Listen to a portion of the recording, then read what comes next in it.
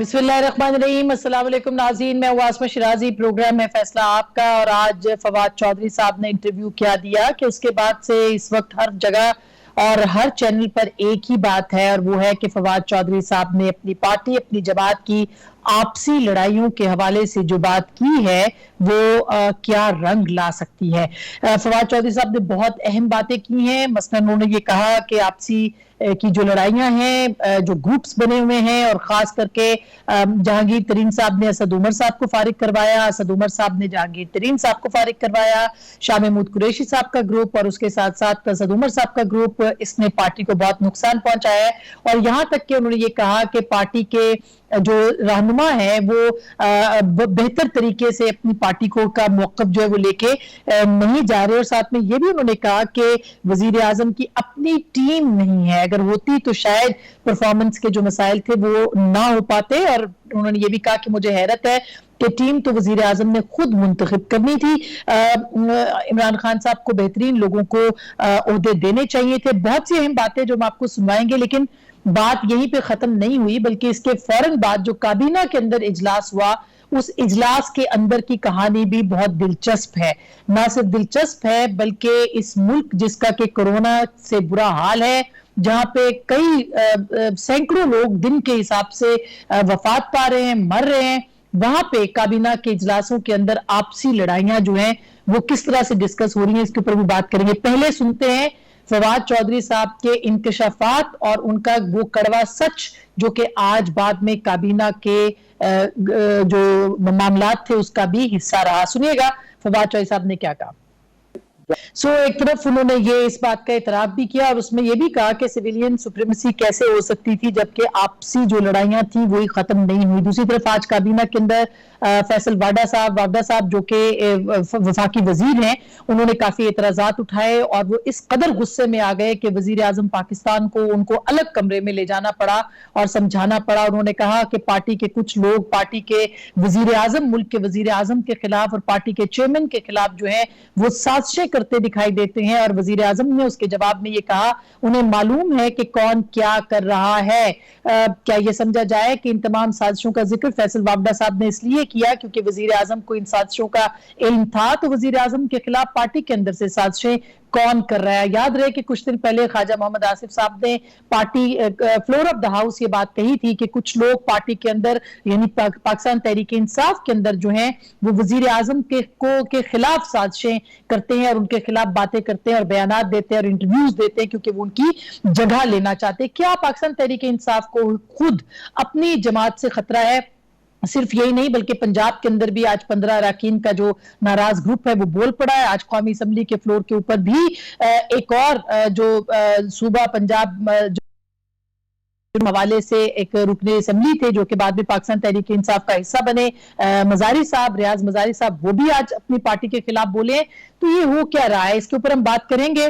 आज हमारे साथ मौजूद है जनाब मलिक अहमद खान साहब, पाकिस्तान मुस्लिम लीग नवाज इनका ताल्लुक है, मेंबर हैं सूबाई असम्बली के पंजाब के। बहुत बहुत शुक्रिया मलिक साहब, हमारे साथ होंगी मोहतरमा मलिका बुखारी साहिबा, पार्लिमानी सेक्रेटरी कानून और इंसाफ की है, पाकिस्तान तहरीक इंसाफ से इनका ताल्लुक है। शर्मिला फारूकी साहिबा पाकिस्तान पीपल्स पार्टी की रुकने सूबाई असम्बली सिंध और पाकिस्तान पीपल्स पार्टी का जाना माना नाम है। बहुत बहुत शुक्रिया आप सब लोगों का।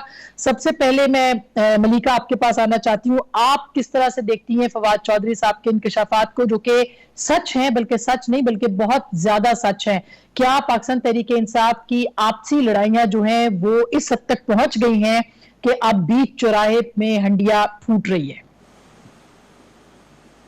थैंक यू आसमा। देखिए, पहली बात तो ये है कि जो बुनियादी सवाल है फवाद चौधरी साहब के बयान के ऊपर वो ये है कि पाकिस्तान तहरीक इंसाफ एक ऐसी पॉलिटिकल पार्टी है जो डिफरेंट पॉलिटिकल आइडेंटिटीज़ का मजमुआ है। पहली बात तो ये, हमारी पार्टी एक मौरूसी पार्टी नहीं है, हम रिवायती सियासत नहीं करते, हमारी पार्टी के अंदर एक आमिराना नहीं जमहूरी सोच को फ़रोग दिया जाता है। पाकिस्तान तहरीक इंसाफ की टेबल के ऊपर इख्तलाफ राय की बहुत जगह है, तो हमारी पार्टी के अंदर सब इख्तलाफ राय करते हैं, लेकिन اینڈ میں وہی ہوتا ہے جو ملک کے منتخب وزیر اعظم کہتے ہیں اور ان کی بات سے سب اتفاق کرتے ہیں آئی تھنک. اور یہ جمہوریت کی بہت امپورٹنٹ نشانی ہے. کسی بھی پولیٹیکل پارٹی کے اندر اختلاف رائے کی جگہ ہونی چاہیے, اور میرے مطابق اور ہماری پارٹی کے مطابق آئی تھنک اس میں کوئی ایسی الارمنگ سچویشن نہیں ہے. جن لوگوں کا انہوں نے ذکر کیا اپنے انٹرویو کے اوپر, بصد احترام میں ان کے انالیسس سے اختلاف کرتی ہوں. دیکھیں بات یہ ہے کہ کسی پولیٹیکل پارٹیز کے اندر دھڑے ہوتے ہیں, لیکن شاہ محمود قریشی صاحب ہوں, اسد عمر صاحب ہوں, جہانگیر ترین صاحب اب پارٹی سے بہت ساری چیزوں پہ اختلاف کر چکے ہیں, لیکن یہ پارٹی کے اثاثے ہیں. ان لوگوں نے بہت سارے ایشوز کے اوپر پرنسپل سٹینڈ لیا ہے. ان سب لوگوں کی, جیسے شاہ محمود قریشی صاحب کا اپنا ایکسپیرینس ہے, روایتی سیاست دان ہے لیکن بڑی امپیکیبل انٹیگریٹی ہے. اس طرح اسد عمر صاحب بھی اپنی فیلڈ کے اندر نمایاں کردار ادا کر چکے ہیں, اور ہماری پارٹی کا ایک بہت امپورٹنٹ اثاثہ ہے. اور پاکستان تحریک انصاف کے اندر کوئی ایسی جنگ نہیں ہے جس کو بیان کیا جا رہا ہے. جہاں تک انہوں نے الیکٹیبلز اور نان الیکٹیبلز کی ایک ڈسکشن کی, میں اس کے اوپر بھی وضاحت پیش کر سکتی ہوں اگر آپ چاہیں تو. دیکھیں کسی بھی پارٹی کے اندر جو بھی نمائندے اپوائنٹ ہوتے ہیں, وزیر اعظم پاکستان اپنا آئینی استحقاق استعمال کر کر اپوائنٹ کرتے ہیں. اور فواد چودھری صاحب بصد احترام ان سب چیزوں سے واقف ہیں, آئین سے واقف ہیں, قانون دان ہیں. تو وزیر اعظم کوئی ایسا کام تو کر نہیں رہے جو غیر قانونی ہے. اپنی پارٹی کے اندر ٹیکنیکل انپٹ کے مطابق مشیر بھی لگا رکھے ہیں اور ساتھ میں ایڈوائزرز بھی اپوائنٹ کر رہے ہیں. جی اچھا, تو بالکل آئی ایگری ود یو کہ سارا کچھ جو ہے وزیر اعظم خود کر رہے ہیں. تو ملک صاحب پھر فواد چودھری صاحب کو یہ ٹیلی ویژن کے اوپر آ کے کہنے کی ضرورت کیوں محسوس ہوئی کہ غیر منتخب, اور ہم جانتے ہیں کہ پارٹی کے اندر بہت ریزنٹمنٹ ہے اس حوالے سے, کیا وزیر اعظم کو فورس کیا گیا ہے؟ کیا وہاں پہ بھی کوئی اشرافیہ موجود ہے جو وزیر اعظم سے کہہ رہی ہے کہ آپ نے ان لوگوں کو ضرور رکھنا ہے؟ آج بھی ندیم بابر صاحب کا نام لے کے, حفیظ شیخ صاحب کے حوالے سے, اور جو پارٹی کے اندر دیگر ظفر مرزا صاحب کا نام لے کے کابینہ کے اندر بہت لے دے ہوئی ہے اور گھمسان کا رنگ پڑا ہے. کبھی کابیناؤں میں, کبھی مملکتوں کے اندر یا ان کی کابیناؤں کے اندر اس طرح کے انوائرمنٹ بھی ہوتے ہیں. کیوں ضرورت پڑی فواد چودھری صاحب کو بیچ چوراہے میں اپنے پارٹی کے حوالے سے جو معاملات ہیں وہ رکھنے کی؟ جی اسما, آپ کا بہت شکریہ. دیکھیں مجھے پارشلی اس بات سے تو اتفاق ہے کہ وزیر اعظم کا اختیار ہے, لیکن وہ اختیار پارلیمانی جمہوریت میں کابینہ کے عہدوں کے متعلق اگر منتخب افراد کے بجائے غیر منتخب افراد کے ساتھ ہوگا تو ہم اصل میں منتخب ہونے کی اس روح کا قتل کریں گے اگر بہت سے غیر نمائندہ افراد آپ کے حکومت کے معاملات کو دیکھنے کے ذمہ دار بن جائیں گے. اور یہ کوئی ایسی پریزیڈنشل فارم تو ہے نہیں کہ آپ ٹیکنوکریٹس اٹھائیں جو ان الیکٹڈ ہوں اور اپنی ٹیم کے طور پہ دے دیں. تو ہمارے پارلیمانی نظام میں تو منتخب افراد کی ہی گنجائش ہے اصولی طور پہ. ہاں ٹھیک ہے, آپ اپنی اسسٹنس کے لیے آپ ان منسٹرز کے ساتھ نیچے لے سکتے ہیں, ان کو وہ آپ کی کیبنٹ کو اسسٹ کریں, وہ آپ کے منسٹرز کو, کیبنٹ ممبرز کو اسسٹ کریں, ان کو اسسٹ کریں تھوڑا, اس میں کوئی اعتراض نہیں ہے. لیکن اگر وہ کل مختار بنا دیے جائیں, جیسے ہیلتھ کے ظفر مرزا صاحب کل مختار بنا دیے گئے, سو مچ سو ہم تو یہ سمجھیں گے کہ بھی فردوس عاشق اوان صاحبہ کے جانے کے بعد انفارمیشن میں شبلی فراز چلیں, بھلے سے سینٹ میں ہیں لیکن پارلیمانی نظام کے حصے میں سے ہیں, ٹھیک ہے, ہونے چاہیے. تو اس طرح سے اگر وہ لوگ جو منتخب افراد ہیں تو ان کی ایک اپنی حیثیت ہے, اور اگر وہ ڈس فنکشنل ہوں گے تو منتخب افراد کی آواز اٹھانا فطری ہے. اور پھر فواد جیسے لوگ کبھی بھی کسی شیڈو میں نہیں رہیں گے, they can keep on raising their voices.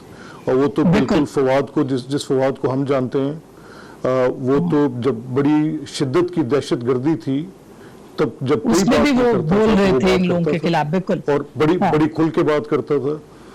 یہ علماء کرام رویت حلال کے خلاف بات کرنے کے لیے جس کو پوری پی ٹی آئی نے اپریشیٹ کیا, اصولی بات تھی تو اس وقت اپریشیٹ کیا.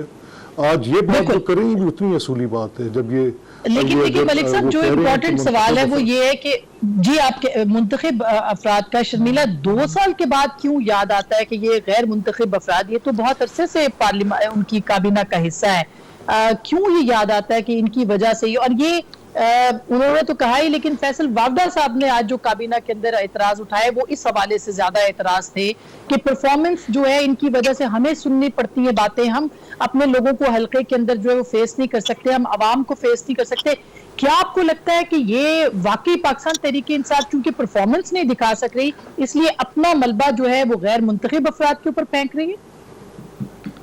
جی شکریہ اسما. دیکھیے پہلی بات تو یہ ہے کہ پاکستان تحریک انصاف میں یہ دھڑے ہیں.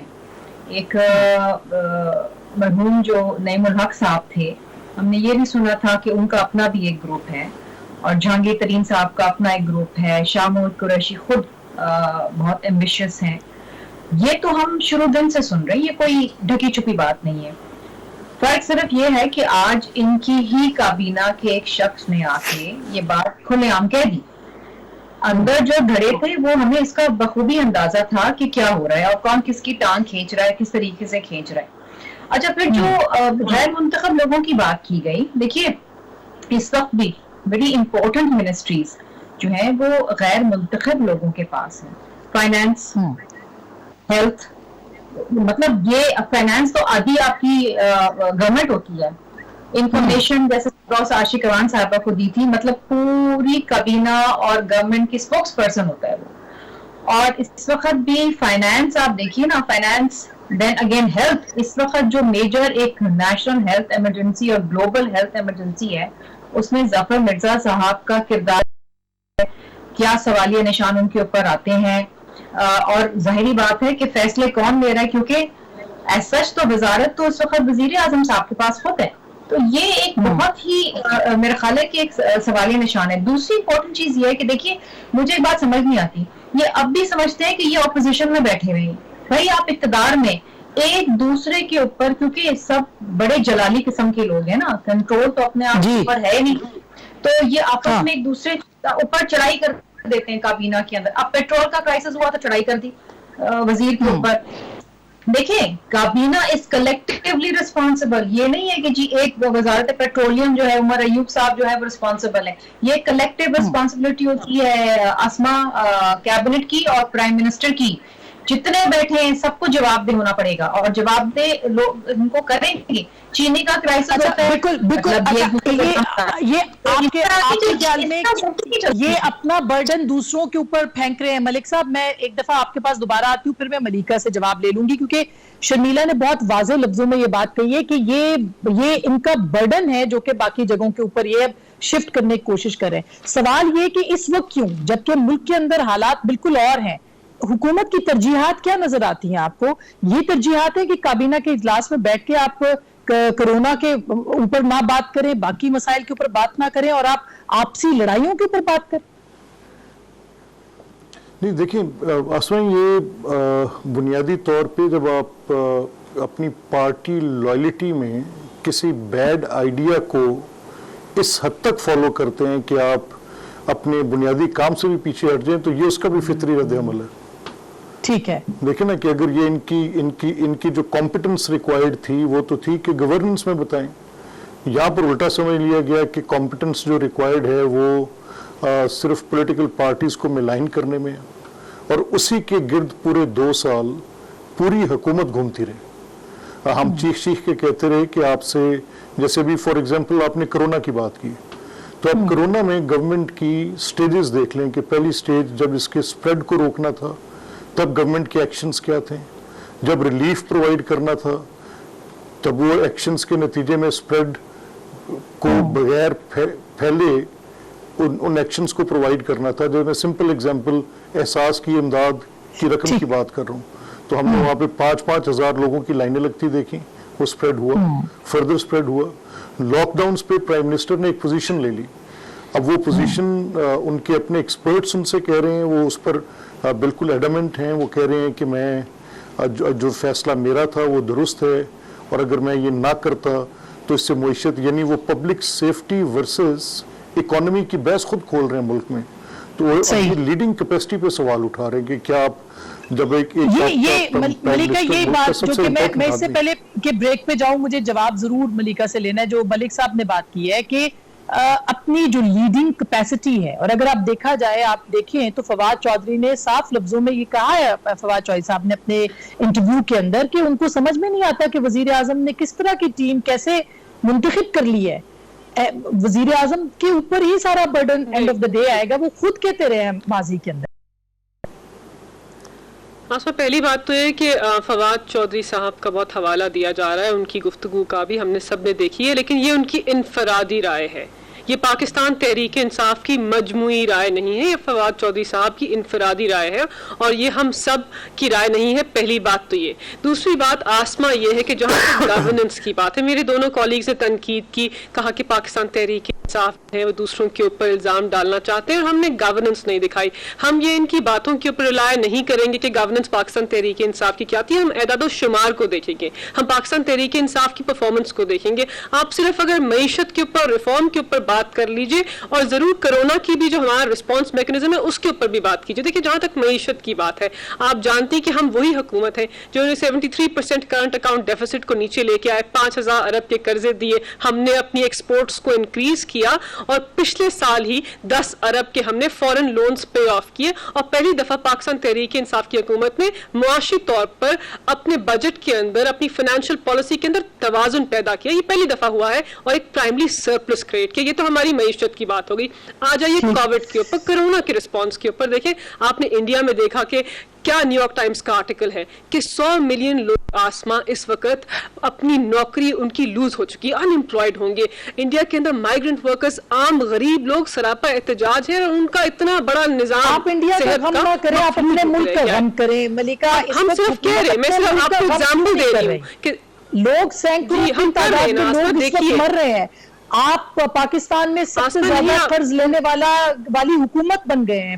پاکستان کے قرضوں میں 4 گنا اضافہ ہو چکا ہے، منفی معیشت چلی گئی ہے. آپ کیا لوگوں کو جواب دیں گے؟ جی آپ کو بتا رہے ہیں کہ دیکھیں وہ تو کرونا کا امپیکٹ ہے. دیکھیں ہم انڈیا کا ایگزامپل میں اس لیے دے رہی ہوں کہ کرونا سے پہلے کون سی دودھ اور شہد کی نہریں تھی ملیکا؟ آپ کو اس اعداد و شمار تو دیے میں نے آسما، آپ کو بتایا کہ کس طرح. دیکھیں یہ ایک ہوا پھیلانا کہ پاکستان تحریک انصاف کی حکومت ناکام ہے، یہ تو ہماری پولیٹیکل پارٹیز کو بصد احترام اپوزیشن کو سوٹ کرتا ہے، یہ ان کا بیانیہ ہے، لیکن اعداد و شمار یہ نہیں کہتے. جہاں تک کرونا کا رسپانس میکنزم ہے آسما، دیکھیے جس کی اتنی ترقی پذیر اکانومی ہو، 1200 ارب کا ہسٹورک پیکج اپنی عوام کے لیے اس طرح نہیں دیا. ہم نے اپنی عوام کو 144 ارب کیوں دیے؟ غریب عوام کو، 1 کروڑ 20 لاکھ خاندانوں کو، کیونکہ ہم پاکستان کی عوام کی بھوک اور غربت کی پرواہ کرتے ہیں. غریب ملک قرضوں پہ چلتے ہیں، پھر بھی ہماری ترجیحات اپنی غریب عوام ہیں. زیادہ وقت آپ کو زیادہ وقت ملا ہے. دیکھیں شرمیلا کو بھی کم ہے اور ملک احمد صاحب کو بھی، ہم دونوں، بلکہ شرمیلا کو زیادہ کم ملے. میں بریک کے بعد فوری طور پہ آؤں گی اور میں شرمیلا سے بھی بات کروں گی کہ حکومت کی اپنی مجبوریاں ہیں، ان کی اپنی پرابلمز ہیں جو کہ اپنی جگہ پہ موجود ہے، لیکن اس وقت ترجیحات کیا ہیں. شبلی فراز صاحب نے آج پریس کانفرنس کی، بریک کے بعد میں وہ بھی سنواؤں گی کہ وہ کیا فرما رہے ہیں. بات کریں گے، ہمارے ساتھ رہیے گا.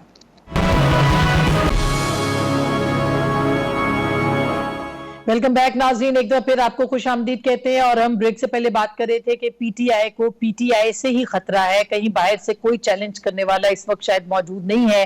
شرمیلا آپ کیا کہتی ہیں؟ اور ایک اور بات جو وزیر اعظم نے کہا کہ ان کو معلوم ہے، جو رپورٹ ہوا ہے اور ہر چینل پہ رپورٹ ہوا ہے کہ کون سازشیں کر رہا ہے، جب فیصل واگڈا صاحب نے کہا، تو کیا پارٹی کے اندر واقعی آپ کو لگتا ہے کہ وہ محلاتی سازشیں جو ہر جماعت کے اندر ہوتی ہیں یہاں کہیں زیادہ نظر آتی ہیں، یہاں تک کہ وزیر اعظم جو ہیں وہ آج یہ کہہ رہے ہیں کہ ان کو پتا ہے کہ ان کے خلاف سازشیں کون کر رہا ہے؟ دیکھیے اسما، پتا تو ہوتا ہے، لیڈرشپ کو ہمیشہ پتا ہوتا ہے.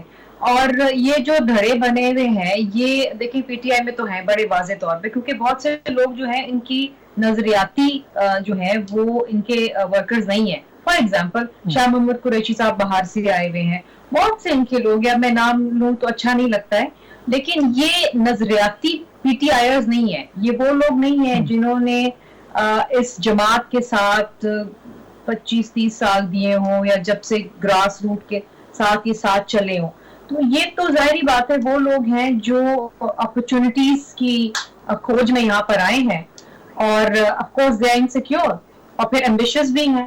کیونکہ اگر آپ وزارت کے لیے یا اس سے بڑی وزارت کے لیے اگر آپ ایک جماعت اپنی چھوڑ کے آتے ہیں دوسری جماعت میں، تو you come here for better opportunities.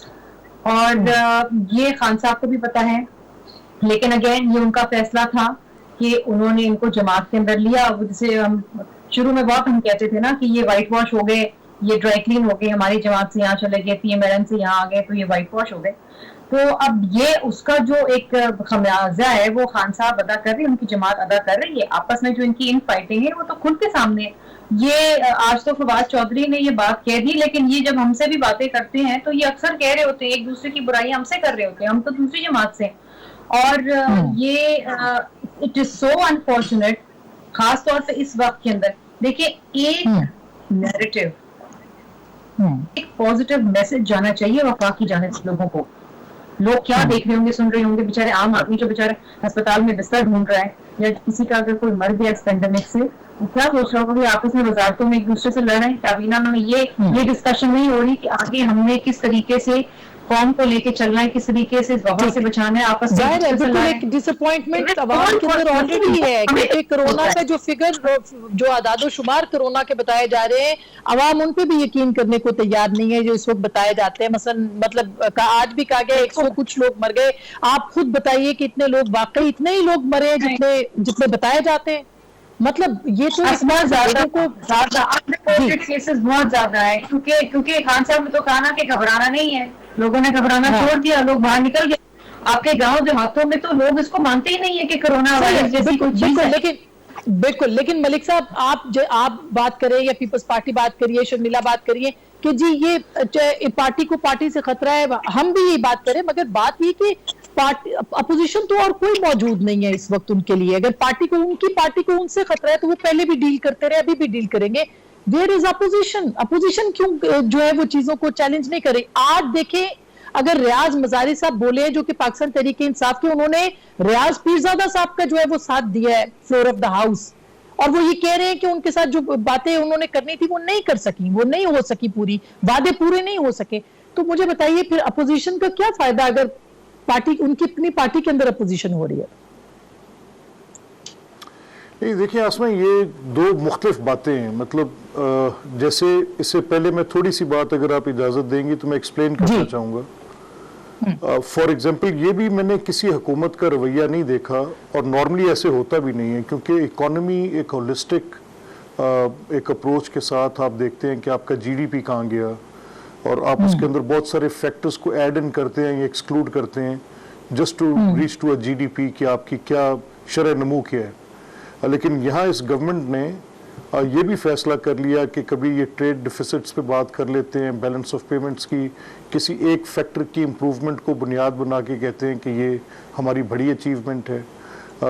مجموعی طور پہ اگر دیکھا جائے کہ سارے فیکٹرز کو اگر ایڈ ان کریں تو اس کا نتیجہ یعنی ایسے مباحثے کھولے جن کی ضرورت نہیں تھی, اور پھر خود وہ ان کے لیے مشکلات کا باعث بنے. یعنی پہلا کیس ہمارے پاس رپورٹ ہوتا ہے 6 فروری کو جو کرونا کا ہے, لیکن اس سے پہلے جتنے معاشی اشاریے تھے وہ سب اس چیز کا اندیا دے رہے تھے کہ بہت بری صورتحال ہوگی, تمام معاملات جو کہ معیشت سے متعلق ہیں, بے روزگاری بڑھے گی, افراط زر بڑھے گی, مہنگائی بہت زیادہ ہوگی, منفی گروتھ ہوگی, اور اگر منفی نہیں تو کچھ اشاریہ 1.9 اور 2.2 کی بحث تھی کہ کون سا درست ہوگا, اور حکومت خود اس کی بات کر رہی تھی. ان کا اپنا جو labour survey department of Pakistan ہے اور ان کے اسٹیٹسٹکس ڈپارٹمنٹ 6.25 ملین کی جاب لیسنس کو 6 فروری کے اندر پروجیکٹ کر رہے تھے. امپلائڈ جو ایجوکیٹڈ امپلائیز تھے ان کی علیحدہ سے فگر وہ بھی ملینز میں جا رہی تھی. تو یہ ایک الارمنگ سچویشن تھی جو کہ ایک ہولسٹک اپروچ کے بعد آپ بتا سکتے ہیں. یہ ایک فیکٹر اٹھا کر اس پہ بات کرنا, کم از کم ملیکہ جیسے لوگ جو کہ پولیٹیکلی ٹرینڈ بھی ہیں, بڑی ویل ایجوکیٹڈ ہیں, اور ہمیں ان کا بڑا احترام بھی ہے. پرابلم یہ آتا ہے کہ آپ اور پی ٹی آئی بھی ہیں, کوئی شک نہیں, اور پرابلم کہاں پر آتا ہے؟ پرابلم یہ آتا ہے کہ جب آپ کہہ رہی ہیں کہ اپوزیشن, دیکھیں اپوزیشن کے متعلق تو کوئی شک و شبے سے بالاتر ہے کہ ان کو جن حالات کو پیدا کیا گیا ہے پی ٹی آئی کی گورنمنٹ کو کریٹ کرنے کے لیے, اس میں ایک لوگوں کا مجموعہ جو کہ مختلف الخیال تھے ان کو ایک چھتری کے نیچے لایا گیا. اب جب ان کی ریکوائرمنٹس نہیں پوری ہوں گی تو وہ کسی نظریاتی بندھن میں تو بندے نہیں ہوئے, تو وہ اپنی اپنی ڈسینٹنگ وائسز اٹھائیں گے, اور جب within the party dissenting voices اٹھیں گی اپنی ضرورتوں کے تابع, یعنی جو لوگ جنوبی پنجاب کے محاذ پر اکٹھے ہو کر آئے تھے آج جہانگیر خان ترین اگر نہیں ہوں گے ان کو جواب دے ہونا ہے. انفیکٹ बिल्कुल बिल्कुल मलिक साहब, इसलिए कि उन्होंने अवाम के पास जाना है, उनको जवाब दे होना है, और एक एक करके लोग बोलना शुरू हो गए। मैं मलिका आपसे जवाब ले लूं या मैं ब्रेक के बाद ले लूं, क्योंकि ज्यादा सवालात हैं, तो मेरा ख्याल है ब्रेक ले लेती हूँ और ब्रेक के बाद मैं आपसे सारे सवालात के जवाब ले लूंगी। एक छोटी सी ब्रेक, वापस आते हैं और जरूर ये पूछेंगे कि फिर मुस्तकबिल क्या होगा, अगले 6 महीने का पेश मंजर क्या है, जो थोड़ा सा फवाद चौधरी साहब ने बताया है। अगर ऐसा ही है तो फिर पार्टी कैसे चलेगी? ब्रेक के बाद।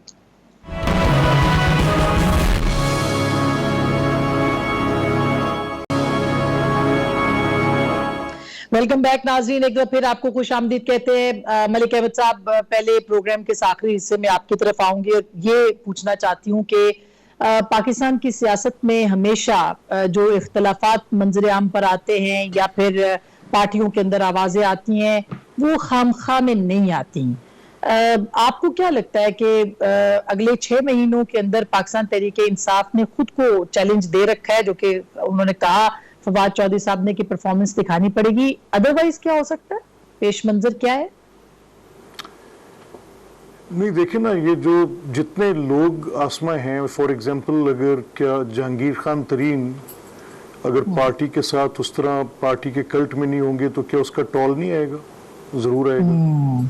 अगर इनकी आपस में कोई ऐसी रिफ्ट होगी जिसमें इनके जो मेन स्ट्रीम जो लोग पार्टी में गवर्नमेंट बनवाने के जिम्मेदार थे वो थोड़े पीछे हटेंगे या उनकी कोई इख्तलाफात की खबरें सामने आएंगी, तो क्या इस चीज़ का बर्न भी नहीं फील करेगी? पार्टी ज़रूर करेगी। जहाँ तक परफॉर्मेंस बेस्ड है तो मेरा ये ख्याल था कि इनकॉम्पिटेंस प्रॉब्ली शायद किसी एक चीज़ में कोई एक बग है जो कभी किसी एक चीज़ पे आ जाता होगा, लेकिन इनबिल्ट कैरेक्टरिस्टिक है, ये मैंने कभी नहीं सोचा। अब ये जिस चीज़ में मर्जी आप उठा के देख लें, विद नो ऑफेंस टू मलिका, आप इनके किसी मामले को ले लें, अभी चलें फूड सिक्योरिटी पे बात कर लें, क्या कभी चीनी, गंदम, अभी देखें गंदम को जो पिछले 30-35 साल से पाकिस्तान की हर गवर्नमेंट ने किसान के लिए सब्सिडी रखी, तो अभी उस सब्सिडी की लड़ाई में इस हद तक बढ़ गई कि किसान को जो कि एक्चुअल बेनिफिशरी था किसी भी सब्सिडी का, उसे भी वो छीन ली और उसको ओपन मार्केट के हवाले कर दिए, और पंजाब कह रहे हैं कि हम प्रोक्योरमेंट भी नहीं करेंगे। What is this? क्या ये गवर्नेंस है? 3-3 महीने पहले प्रोक्योरमेंट के लिए हुकूमत अपना एक मैप लेकर जाती है और बनाती है कि हमने प्रोक्योरमेंट गंदम की करनी है। आज सिंध कर रहे हैं, अब पंजाब के अंदर बिल्कुल ओपन मार्केट पे छोड़ दिए। अच्छा, लेकिन शर्मिला जैसे पंजाब के बिल्कुल जैसे पंजाब के मसलों की बात हो रही है, अपोजिशन तो इतनी कमजोर है, वो तो कोई तरीके अदम एतमाद भी नहीं ला सकती, हालांकि बीएनपी बैंगल के 4 बड़े इंपॉर्टेंट वोट जो है वो पीछे चले गए। तो अपोजिशन से हम क्या तवक्को कर सकते हैं इस पूरी सूरत हाल में अगले 6 महीने में? कोई गैर आईनी इकदाम तो उठाएगी नहीं, अपोजिशन कोई गैर आईनी इकदाम तो उठाएगी नहीं। अगर आप ये एक्सपेक्ट करते हैं कि जनाब हम किसी के साथ जाके मिल जाएंगे और हुकूमत का पलटा उलट देंगे, तो ऐसा नहीं होगा। हाँ, अगर इन हाउस चेंज होता है तो उसके ऊपर बातचीत हो सकती है, लेकिन मसला पता है क्या है कि आज फैसल वाडा काबीना में बैठ के उन्होंने ये बात कह दी कि जी यहाँ पर कुछ ऐसे लोग भी हैं जो प्राइम मिनिस्टर के कैंडिडेट हैं। मतलब कहीं ना कहीं कोई ना कोई ऐसी मूवमेंट तो हो रही है ना, इस हद तक हो रही है कि काबीना में कोरोना वायरस को डिस्कस करने के बजाय चीनी की शॉर्टेज है, गंदम की शॉर्टेज है, पेट्रोल की शॉर्टेज है, लोग भूखे मर रहे हैं, लोगों अद्वियात की कोरोना में जो लाइफ सेविंग अद्वियात है वो गायब हो गई है, जिस दवाई का नाम टीवी पे आता है वो गायब हो जाती है। अच्छा, ये बात है ना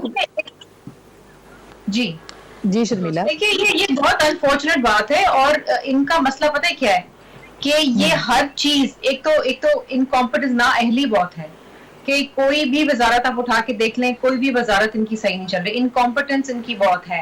इनकॉम्पिटेंस का कोई फायदा पीपल्स पार्टी या पीएमएलएन नहीं उठा रही, अपोजिशन नहीं उठा रही। मलिका, ये अब लास्ट चूंकि 2-3 मिनट है, आप मुझे ये बता दीजिए कि अगर इसी तरह की परफॉर्मेंस रही तो कैसे चलेगी? लोगों की उम्मीदें तो आपके साथ खत्म हो गई हैं ऑलमोस्ट। देखिए आसमा, 2-3 इम्पोर्टेंट बातें जिन पे मैं जवाब देना चाहूंगी। पहली बात तो ये है اس طرح بات ہو رہی ہے فواد چودھری کے بیان کے اوپر، اگین ہم کہیں گے ان کی انفرادی رائے ہے اور اس کی ٹائمنگ شاید ٹھیک نہیں ہے. شاید جو وہ کہہ رہے ہیں، جو ان کا بیان ہے، اس کی ٹائمنگ ٹھیک نہیں ہے، بیکاز عوام ایک وبا سے نمٹ رہے ہیں اور اس سے اجتناب ان کو کرنا چاہیے تھا اپنی اس انفرادی راہ سے. جہاں تک آپ بات کر رہے ہیں فیصل واڈا صاحب کی، اب یہ سب چیزیں ذرائع سے چلی ہیں، ہم نہیں جانتے وہ کس سازش کی بات کر رہے ہیں، ان کے پاس کیا ثبوت ہے اور کس بیسس کے اوپر وہ یہ بات کریں. جب تک وہ کھل کر بیان نہیں دیتے، میں صرف اتنا کہہ سکتی ہوں کہ پاکستان تحریک انصاف میں وزیر اعظم عمران خان کے خلاف سازش ہونے کا سوال ہی پیدا نہیں ہوتا. وزیر اعظم عمران خان پاکستان تحریک انصاف کے چیئرمین ہیں اور وہی پاکستان تحریک انصاف کی اصل آئیڈینٹی ہے، وہ پاکستان تحریک انصاف کا فخر ہے. تو اس پارٹی کے اندر ان کا کوئی ثانی نہیں ہے. آئی تھنک پاکستان کی سیاست میں لیکن کوئی ثانی نہیں ہے، تو ان کے خلاف سازش کو فروغ دینے کا پرفارمنس پہ آ جائیے. دیکھیں جہاں تک گورننس پہ، آپ زراعت کا شعبہ، ملک احمد صاحب کا میں احترام کرتی ہوں، انہوں نے بات کی زراعت کے اوپر، انہوں نے کہا مس گورننس کے اوپر بات کی. دیکھیں آسما، بات یہ ہے کہ ان کے دور حکومت میں کیا تھی پاکستان کی زراعت کی گروتھ؟ نیگیٹو، منفی کے اندر. پاکستان کی ایکسپورٹس کو 25 سے 20 کے اوپر لے کے آ گئے. یہ صحرا ان کے سر جاتا ہے. اس کے علاوہ میں نے ایک پروگرام میں پہلے بھی کہا تھا، آپ کاٹن کی بات کرتے ہیں، آپ بات کرتے ہیں کہ پاکستان تحریک انصاف نے کسان کے لیے کچھ نہیں کیا. آپ اعداد و شمار دیکھ لیں، 10 ارب تو ہم نے زراعت کو دیے، 50 ارب کسان کو دیے اور 180 ارب توانائی اور خوراک کے لیے دیے. ہم ان کے دور 2015 میں کنٹرول نہیں ہوئی. چینی ابھی یوٹیلیٹی اسٹور کا اسکینڈل آپ دیکھ لیں، کے پاس ہے سارا ٹھیکہ. جی نہیں آسما، یہ بات نہیں ہے. دیکھیں بات یہ ہے کہ ان کے دور حکومت میں